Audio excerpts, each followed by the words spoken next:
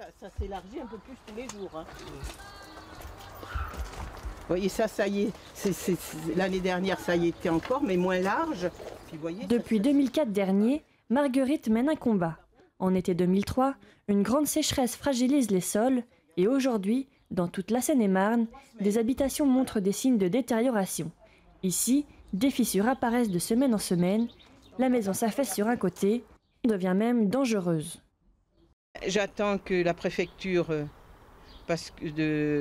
puisse venir voir, puisse faire une étude de sol ou quoi que ce soit, parce qu'ils me disent non, non, non.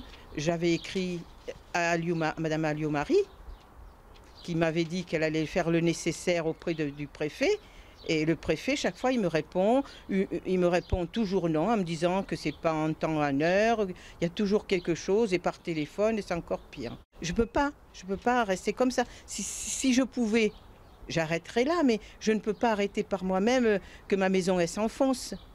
Parce qu'elle bouge d'un côté. Je ne peux rien faire. Si c'était des travaux, je les ferais, mais ça sert à rien puisque la maison, elle s'enfonce. Des centaines d'habitations sont dans son cas et devant l'absence de réponse des pouvoirs publics, des élus se mobilisent avec les victimes à travers la coordination départementale Solidarité Sécheresse. En tout, une quarantaine de communes seine-et-marnaises adhèrent à ce collectif. Après l'été de 2003, de nombreuses habitations se sont trouvées dégradées consécutivement à la sécheresse et une quarantaine de communes ont constitué ce collectif pour demander que soient reconnues au titre de catastrophe naturelle ces communes-là qui ne l'étaient pas, malgré les demandes expresses qui avaient été faites auprès de la préfecture. Il n'y a pas de raison que Villeparisis, pas plus qu'Otis, ne soit pas reconnu au titre de catastrophe naturelle, ce qui permettrait aux sinistrés d'être remboursés du prix des travaux nécessaires pour remettre les pavillons et les maisons en état. Particularité à Villeparisis, Marguerite habite à Bois-Fleuri et de l'autre côté de sa rue, on se trouve à Clessouilly, une ville qui a été classée catastrophe naturelle et où les victimes de la sécheresse ont donc été indemnisées.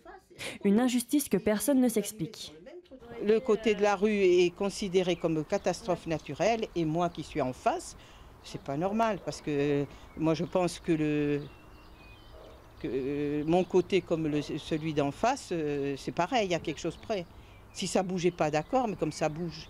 Alors nous, on est complètement incapable de l'expliquer. On espérait que les services de l'État, la préfecture, nous l'auraient expliqué un jour, puisque nous avons un découpage, par exemple, à Bois-Fleuri, où nous avons des morceaux de trottoir sur une commune et d'autres sur la deuxième commune, et que l'une a été reconnue ou pas. Alors on nous parle de sol, qui serait différent. C'est assez surprenant puisque nous avons près de chez nous la plus grande réserve de gypse de France et d'Europe, paraît-il. Donc qui dit gypse mais aussi Marne. Donc la Marne, ça gonfle quand il pleut et ça se rétracte quand c'est la sécheresse. Donc c'est le même massif. On a une très grosse exploitation sur Villeparisis et la pluviométrie, nous sommes sur la même station météo. Donc nous avons les mêmes précipitations en face de chez moi et chez moi. Donc nous sommes dans l'incapacité de l'expliquer. Soutenu par la sénatrice Nicole Bricq, le collectif réclame donc des réponses face à ces injustices.